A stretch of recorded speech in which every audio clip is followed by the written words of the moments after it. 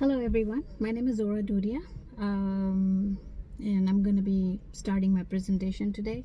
Thank you, Professor, for such a wonderful class and for all your prayers. In the first part of my presentation, I will define the business decisions that is relevant to Microsoft stakeholders. Since taking over by new CEO Satya Nadella in 2014, he has reinvented Microsoft into a cloud leader. In our view, Microsoft has become one of two public cloud providers that can deliver a wide variety of solutions at larger scale. Also, Microsoft has fast-tracked its transition from traditional perpetual license model to a subscription model.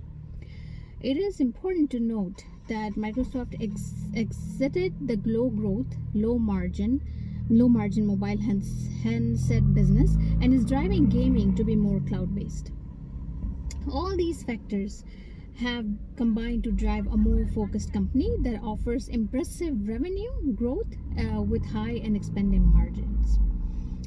For the strategic plan to improve the company's competitive advantage, we believe that Azure is centerpiece of the new Microsoft.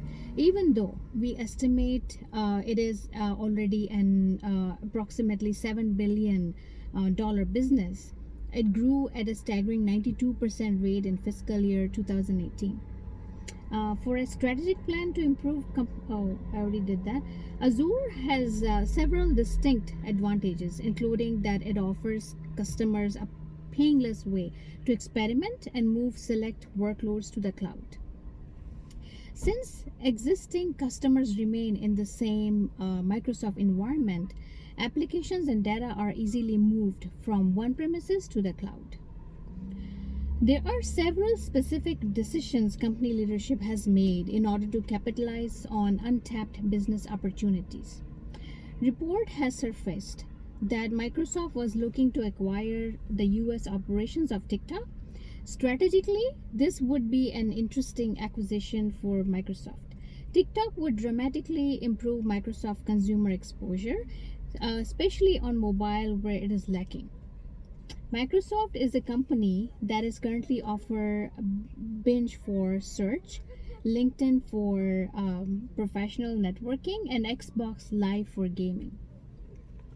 But TikTok would immediately give Microsoft consumer content and moving the company more into Facebook's territory and opening up more advertising revenue stream.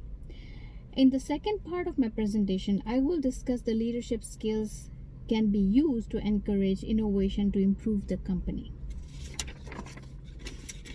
We believe Microsoft deserves an exemplary stewardship rating. Satya Nadella took over as CEO of Microsoft in February 2014.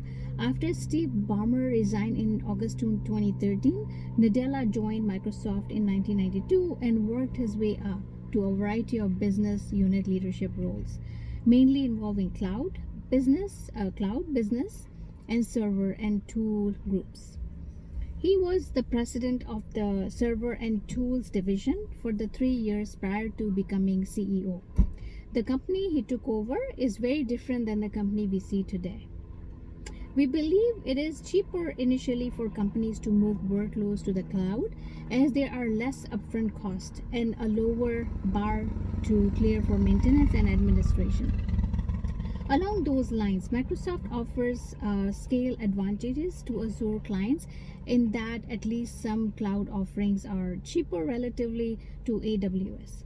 And it has scale by being larger than all but one competitor and processing the largest worldwide data center footprint with 54 locations around the world. We can point to several specific actions Nadella has undertaken. The first was a $2.5 billion acquisition of Mojang in 2014, which brought in the popular Minecraft title to the gaming division. While the direct actions under Nadella are easy to identify, he has also had a critical impact on strategic and cultural areas. Strategically, Nadella has increasingly shifted the company's focus to the cloud, accelerated the shift to a subscription-based model, and embraced the open source movement in IT more broadly. My final decision that is close to my heart is Microsoft Bill Gates' effort for COVID-19 vaccines, and we'll discuss Microsoft practices to better contribute to the greater good. I am pleased to inform you that Gates on Friday said he and his foundation would spend $150 million to distribute vaccines to some of the world's poorest people. It is one of the largest financial commitments for coronavirus response to date from Gates, the world's second richest person.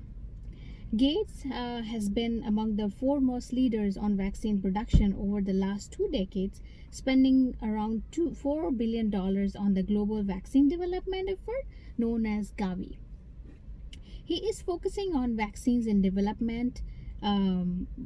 He is focusing on the vaccines in development that would be affordable in the developing world, such as those being pursued by pharmaceutical companies AstraZeneca and Novavax. It is important to note that Gates can't control how much the vaccine costs. He does bring enormous credibility and a track record of putting his billions to work to distribute it as cheaply as possible and via a tested supply chain. Gates has committed $100 million to Gavi specifically to buy and deliver a COVID-19 vaccine. In June, Gates had promised to send $1.6 billion to Gavi over the next 5 years for its broader vaccine work.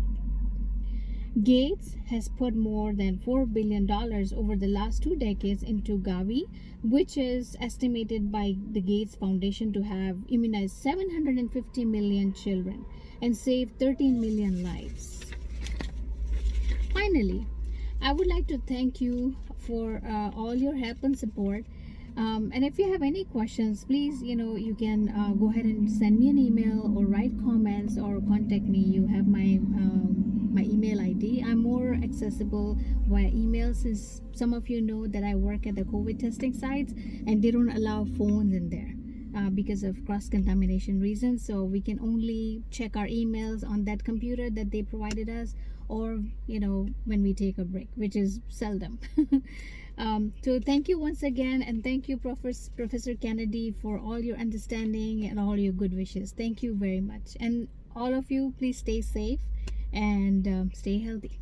Thank you very much.